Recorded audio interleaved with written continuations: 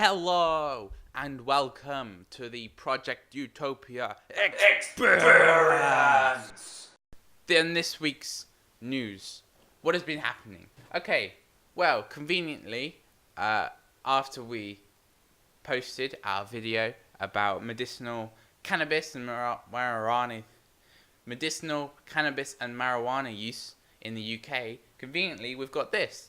Medicinal cannabis to be available on prescription in the UK after approved for government use. However, the Home Secretary says this change is in no way the first step to legalise cannabis for recreational use. So essentially it's like they looked at our video and they thought, you know what, it's a good bid. An interesting thing that happened in the week, that a lot of the services, like the military, are having pay rises and a lot of benefits to them, which is great.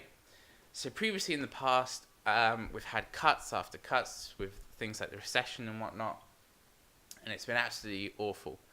So it's finally good to see that the military and like other services and industries like education and healthcare are finally going to see an increase in benefits. So it's great. It's great to see that that we have that and that it's finally starting to grow. It's brilliant. So, what else do we want to talk about? Well, I want to talk about this, which is interesting. So, I don't think we've actually taken the time to say why are we doing this and why does Project Utopia exist? What are we doing? We've taken a look at what the UK is like and we've decided we cannot sit here and do nothing. Okay? There's a brilliant quote, which is that, revolution is not an apple that falls naturally from the tree. You have to make it fall. And this is our kind of action of making that apple fall, because we see time and time again things like how we have a weak government. We're being bullied by Europe, by Belgium, by the US, and it's, we are a strong, united nation, and yet we are laid waste to by a weak government and a weak leader who literally just cuts costs and cuts benefits and cuts all sorts to try and, to no means at an end.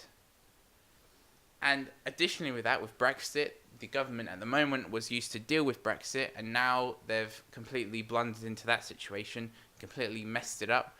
That's why people like Boris Johnson and David Davis jumped ship, because they realised that there's actually a massive problem with Brexit, and now there's a call in England and the UK for another Brexit vote, because we've just seen how much of a, how stupid this is. In the whole 2 years, how hardly anything had been done. By now, we were supposed to have left, supposed to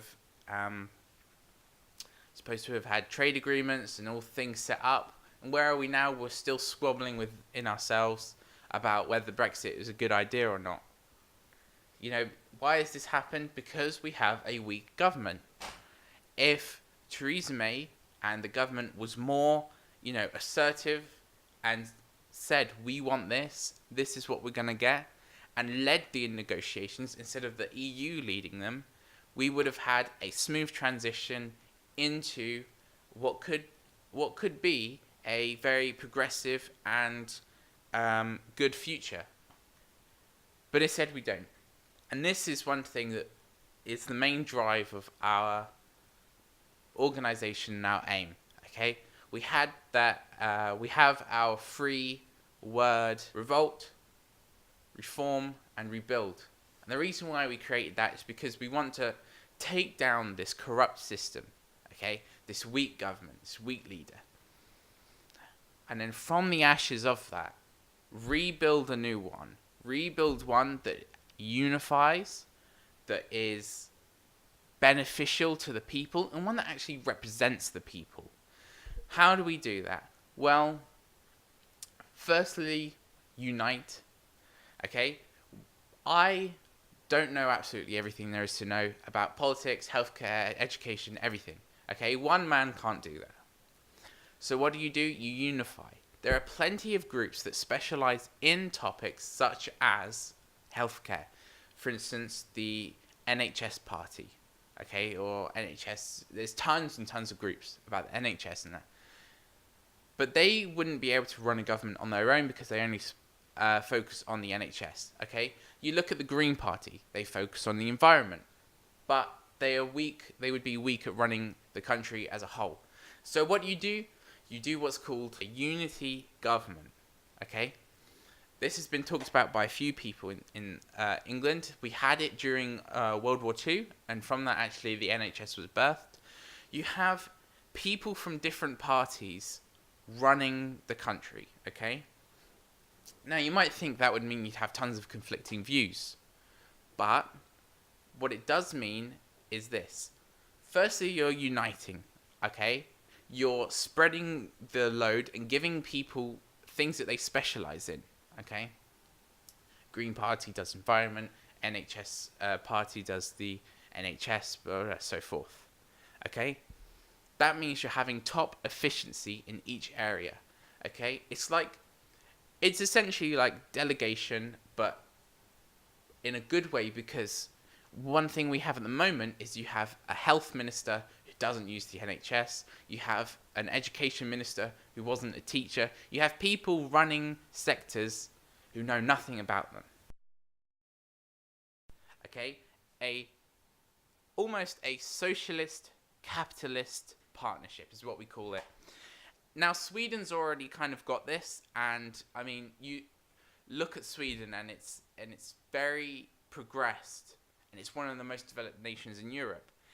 Okay, so in Sweden, you have things like free healthcare, you have socialist elements that help people and that help the community, but at the same time, you also have that capitalist drive that allows massive companies to have multi-millionaire corporations, such as Skype, IKEA, Mojang, who made Minecraft, things like that. So you're allowing individuals to grow, but at the same time you're helping the population. And now Sweden is, it's a very progressive country. It's very advanced, and the model that they have has been around for over 7 decades. So this is kind of the inspiration of the partnership that we want to implement in the UK. One where the population as a whole is helped with things like free healthcare and, and helping the poor to try and relieve poverty in the UK, and malnourishment, and help schools and help, services by not cutting costs and whatnot.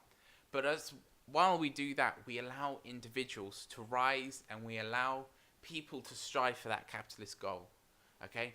And if we were to gain that, it would provide great relief. Okay, so there's a lot of things that we can do, and this is all in years to come, because at the moment, we're trying to build up, we're trying to establish ourselves, we're trying to gain a following, but this is what we eventually want to aim for, and that's revolution, reform, and rebuild, okay? So thank you very much for watching. I hope you enjoyed this week's episode of the news. Join us next week, where we'll be talking about more news that's happened in the week. Thank you very much. That's it.